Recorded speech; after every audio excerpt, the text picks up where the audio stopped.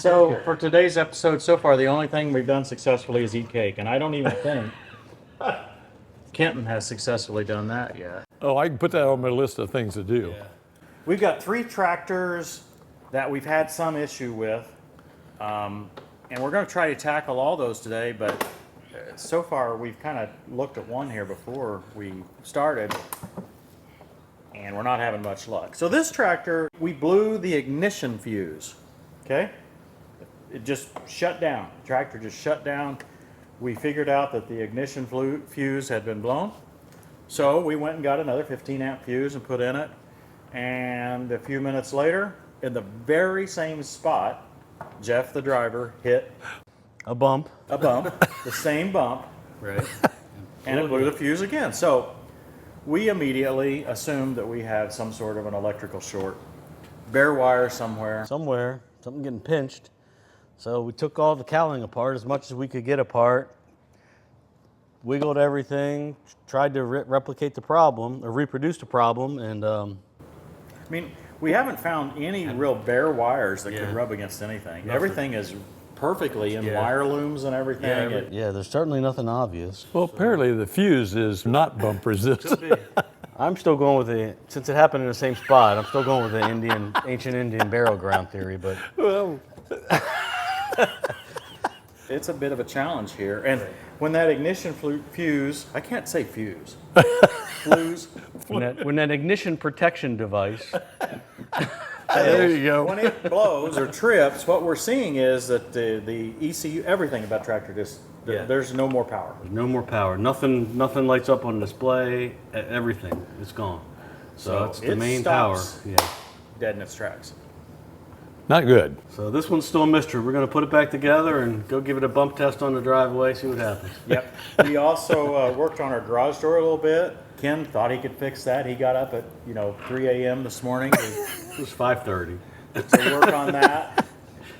And when I wandered out here about 10 a.m., I got exactly the same amount done that he had. Well, look at it. How efficient are you? We got 2 more tractors to look at. We'll get to that. We didn't really fix tractor number 1, so here we are on tractor number 2. We'll see if we can get it fixed a little better. Ken, hey, why don't you show us what's wrong here? Kenton was operating the tractor yesterday, and he was stuck down in the hole, and the 4-wheel drive was disengaged for some reason. So he was stuck down in the hole, literally. The lever here, I don't know if you can see the lever. I don't know where the door needs to be. Totally free.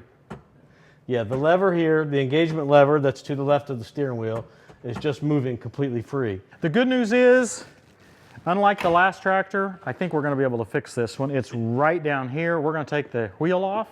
This wheel gets a lot of practice of being taken off anyway. Yes. So we'll take this wheel off and we'll show you what the problem is. Here's the other end of that cable, and we can tell why it was detached. We found a little bit of a rusted cotter pin. Look up here. See, this is another example. I need to fix that while I'm in here, but this is the one that we're having trouble with today. Put a new washer on here. And a new cotter pin.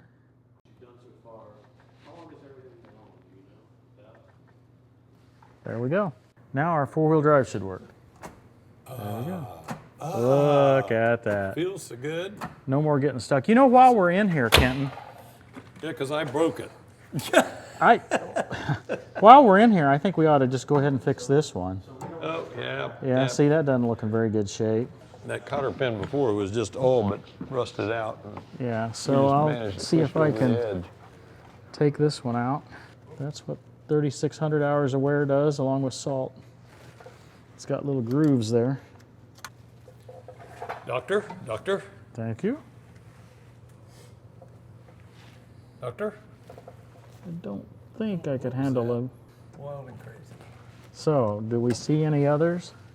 I'm pretty sure my fuel tank was leaking again. So while we had it this close, Kenton and Ken helped me take the fuel tank down, and we put another patch on it. We actually took the old patch off and just put another one on. Still pretty hot this time. Still chemical reaction going on. If I made a mistake the first time, which I obviously did since it didn't seal, I think I didn't get it hot enough. So this time we got it hot, and pretty sure we got it hot enough this time. At first I didn't notice it. I filled the tank all the way full with no issues. When I left the tractor outside for a couple of days in the hot sun, I saw fuel coming down had leaked down the side of the tank. So somehow, I don't know if it got under pressure. That's supposed to be vented, but my fuel cap doesn't look to be in. Yeah, it's already cracked up, so it may be compromised. So I don't know what the situation was there. We'll keep monitoring this and see what we have. You put a nut on? Wow. It's on. I did this by myself last time. Oh my. Yeah, that's got to get started. That's in the hole, but there's not much. It just seems like it's... There. Oh my goodness, you guys are awesome. Okay. I'm gonna keep going until I... All right, then the bolts over here need to go in. One problem I'm not gonna be able to fix today. We had a serious problem with the lug bolt here. I suspect with my Milwaukee Impact, I just put too much on it when I put it on last time because it wouldn't come out. Threads are all gone on it. I had a tap, and so we ran a tap back through this, and it looks like it's going to work, the hub, but I don't have another lug bolt, so we'll put the other 7 in, and just like a redneck, we'll go without for a little while. Yeah, Deere's closed. No problem. Okay, time for the tire. So far, I've found that I've used this tractor in a lot of situations where it's been tipsy. Yep. And I've got one more setting. Actually, I've got 2 more settings that I could go outward on this thing. So in order to do that, I'm going to take this off. I'll explain the 2 more settings when I get this dish off. I believe we have 8 choices as far as tire width with these ag tires. I think these style rims are the coolest things ever. We've got the rim, the centerpiece of the rim, which dishes in or out. Okay, so notice there's a 4-inch. Can you hold that? Yep, I got it. So I can either have that rim this way or I can have it this way, in or out. Okay. Now I can have the bolts. Don't turn it around yet. Sorry.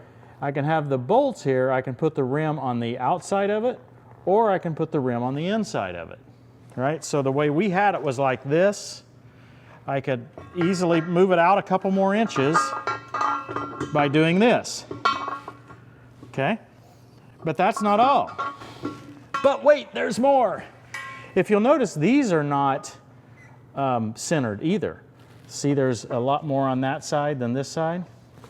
And this is the way I had it on, right? I had it dished outward, but I had this inward.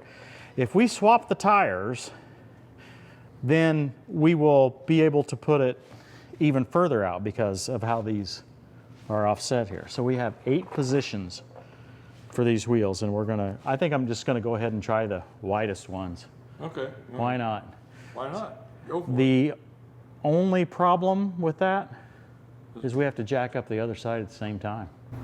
Yeah, that's true. Yep. Otherwise, it's not gonna be very fun. Get a sky hook.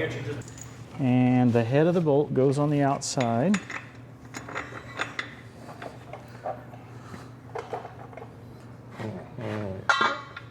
We're going to try to repair tractor number 3 today. We went to use the grapple yesterday to move a couple large rocks we found in the pond, and the grapple wouldn't work. So we have an issue with the third function. So basically, we have a solenoid valve here, a third function valve, that's operated by the joystick. And our symptoms are the grapple's not working. So the first thing I'm going to do is take pressure gauge and start the tractor up and plug it into each of the ports and operate the valve and see if we get any pressure out of either of the ports.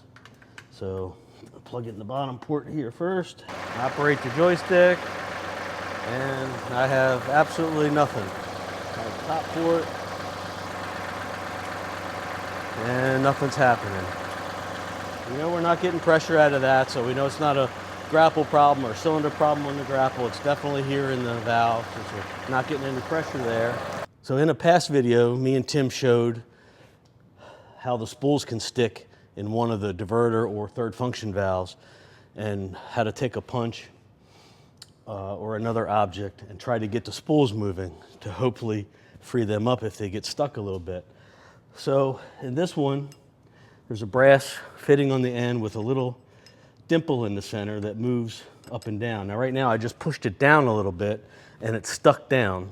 I'm going to do the same thing on the opposite end, and that one's already stuck in. So I'm going to start the tractor up. Okay, now, so if the spool's moving some, you can see it pushing the punch. I'm not doing that, that's the pressure of the valve, so we know the spool's moving some. So let's see if we can do that at the top. I got it moving some, so let's see if that made any difference with their gauge now that we got it moving. Hopefully it will. If not, we'll have to dig in deeper. Okay, still have nothing. So it's still not moving enough to get fluid out of the ports. Still nothing. So now we're going to have to probably take the cap off that we just pushed and see why it's not moving enough to divert the fluid out the ports. So I do hear the valve clicking a little bit, so I know I'm getting power to both sides of the spool. Plus, when I was holding the spool in with the punch, it was moving with when I operated the switch. So I know that I know I have power. So I skipped that step with checking it with the meter and all, because I can actually hear it clicking a little bit, and I know the spools are moving just a little bit. So if you don't have any of that happening, that's a good thing to check first, is you have power at the coils. There's a 12-volt coil at the top that shifts the spool, that pulls the spool up this way, and then there's another coil at the bottom, there's the electrical connection, that'll pull the spool down. So both of those have to be powered. One will be powered in one direction, one will be powered in the other direction, and that moves the spool inside that shifts the fluid from this port or that port. So the next thing we're going to do is we're going to take this nut off the top and try to pull the spool out, but this bracket's going to be in the way. So we may have to do some finagling to get that out of there. We're going to unscrew this cap off the top. I was allowed to use the famous Nip-X pliers for this episode only.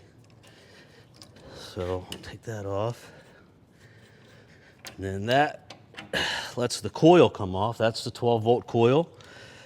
All right, I found a 17-millimeter wrench that fits in there. So I'm going to take this out. We'll see what mysteries await us in here. Just in case it starts fluid, I'm going to wrap a rag around here.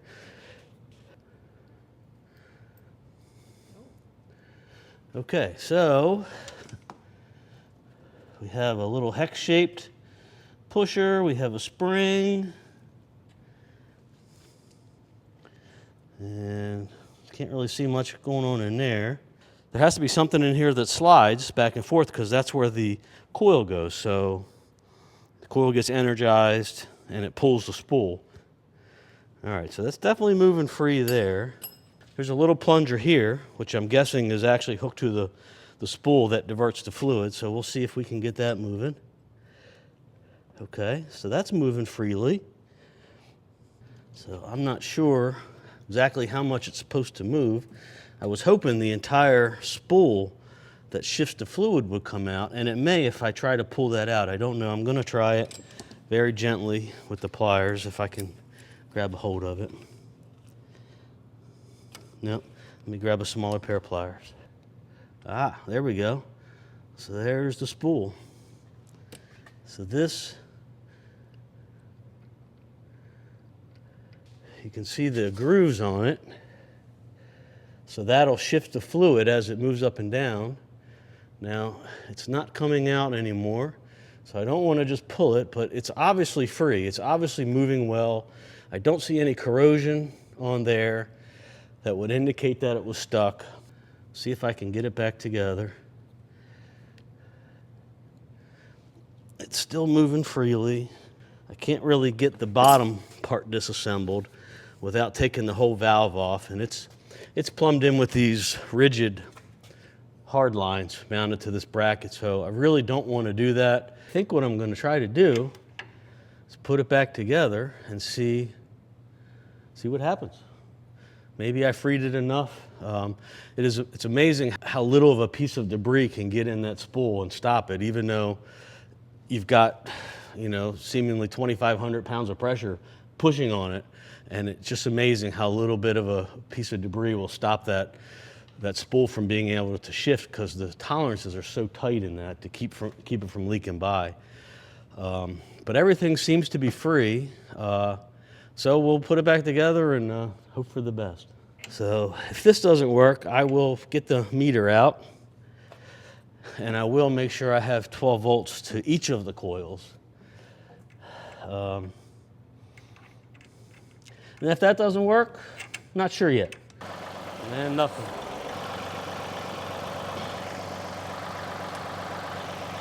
Nothing there.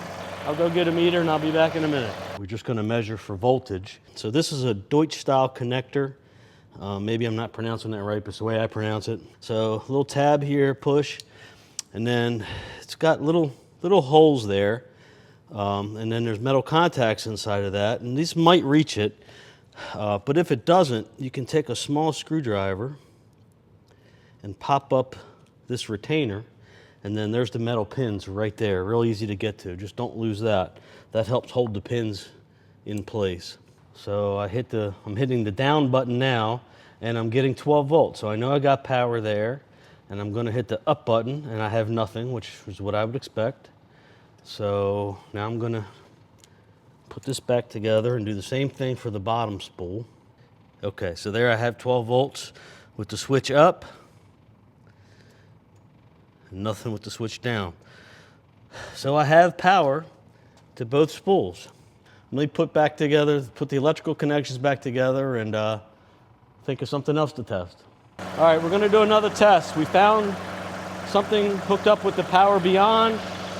So my theory is possibly that with the backhoe on and the power beyond, we were directing fluid past the valve, so the valve wasn't getting any fluid. So tractor running, backhoe is out of the circuit, gauge on, hit the third function, and there we go. So I'll get rid of the pressure there. Had a little pressure on there. This tractor has never tried to use the grapple with the backhoe attached. Not sure Tim realized that. I'm sure he didn't. I certainly didn't realize it. So we went through all this. It was a great lesson in diagnosis and how to fix a stuck spool. So Tim, we had 3 tractors break on us. Right. We had the 3R open station blow fuses twice. Never fixed it. Never fixed it over the same bump. We took all the cowlings off, everything we could get to. We jiggled every wire, every wiring harness. And my master mechanic says it's ancient Indian burial ground. So then we had old Salty down in the hole with Kenton operating, lost 4-wheel drive, Yep. could barely get out of the hole. Hey, we fixed that one. We fixed that one. We found a big rock out there in the pond, and Christy's saving Yeah, rocks you were gonna go get it for with the grapple. landscaping. I came over here to the 38R, had a grapple on, had the precision manufacturing grapple on it. Man, I was all excited to try that. I've never tried that, and the grapple wouldn't open and close. Nothing, no third function. Yeah. And Now, I went off and started to dig. I left you with it to fix it. I knew you'd be Right. able to fix it. Right, so we pulled it into the shop and we did pressure tests, we did voltage stuff. tests. So what we found was the way the tractor's power beyond is plumbed, Yeah. when you have the backhoe on, as John Deere intends it, the Yeah. third function valve up here is not in the circuit, so it gets Okay. no fluid, Oh, so it's got 3 plugs back there. You've got a pressure, right? and you've got a tank, And a return. and a return. Right. And the way they tell us to plumb it up, and the way it's plumbed up right now, is that when you have the backhoe on, you hook the pressure to the pressure of the backhoe, and Yep. you hook the tank from the backhoe to the tank on the here, tractor, so it and that bypasses. disables the 3-point hitch. Disables the 3-point hitch because they don't want that moving when the backhoe's on, but it also takes the third function solenoid valve out of the circuit is downstream of the rock shaft or the 3-point hitch. I'm not sure why they even have the third, but I think we can hook that up. You may be able to. Let me try that. Let me get my bearings here a little bit. This one is the return to the tractor, and this one's the tank to the tractor. So this is the one that skips the 3-point, and you're saying the third function. Yes, absolutely. So this one has the 3-point and the third function. So I should be able to take the tank from the backhoe. Right. And I should be able to plug that right in there. Okay, let's try that. See if that works. Now this is not the way Deere wants it. They It's want your definitely backhoe to go right to the tank and skip the 3-point. Right. They even have a place to hang that hose back there in the bracket. Yeah. It's not being used. And the reason they did that was so that the 3-point doesn't move. operate while you got the Right. backhoe on. So start it up and let's see if that makes everything work. Okay, now we don't have the loader on right now, but we'll be able hear to the tell relief. it. Yeah. So That works. that works. You can see that jumping, right? Yeah, the third function's working now, so it's definitely getting fluid. I don't understand. I thought maybe the back pressure of the backhoe or whatever would damage the 3-point hitch, and maybe that's why they worked around it. Well, there wouldn't be a back pressure problem because you can't use the 3-point hitch with the backhoe Well, at least on. you're not supposed to. Yeah, I mean, My understanding was with the rock shaft assisted backhoes, the RSA backhoes as they call them in the literature, okay. when the rock shaft lifts the backhoe onto the machine and then you pin it or whatever in place, that they don't want the rock shaft functional after the backhoe is mounted. That was always my understanding. How accurate that is, I don't know. I'm not a John Deere Understand, this is a Deere third function kit. This is not Absolutely. like an aftermarket kit that we put on. This is a Deere OEM person. kit. Yeah, absolutely. Yeah. This turns out to be a pretty major issue. I'm surprised. First of all, how did I not encounter this before? You've never had that grapple on with the backhoe, surprisingly enough. It just was coincidence. You know, my prior 2038R, I had a diverter. So this one, I only have 78 hours on it. Right. So I probably just didn't think of it. Yeah, and we spent an hour or so trying to diagnose the valve before we realized what was wrong. But it's good because we learned how to diagnose a problem and work on a solenoid valve. You know, a lot of times all that diagnosis is good. I want to watch that. I want to see that. Yeah. Guys, I hope you've enjoyed this. If you do have backhoe and grapple or any third function attachment at the same time, you're going to have to use the return instead of the tank back here. Let us know in the comments if you think that's going to cause any sort of a problem, and if it is, that's a John Deere issue. It's definitely a John Deere issue. Thanks for watching, everybody. We'll see you next time on Tractor Time with Tim. For our light and momentary troubles are achieving for us an eternal glory that far outweighs them all. So we fix our eyes not on what is seen, but on what is unseen, since what is seen is temporary, but what is unseen is eternal.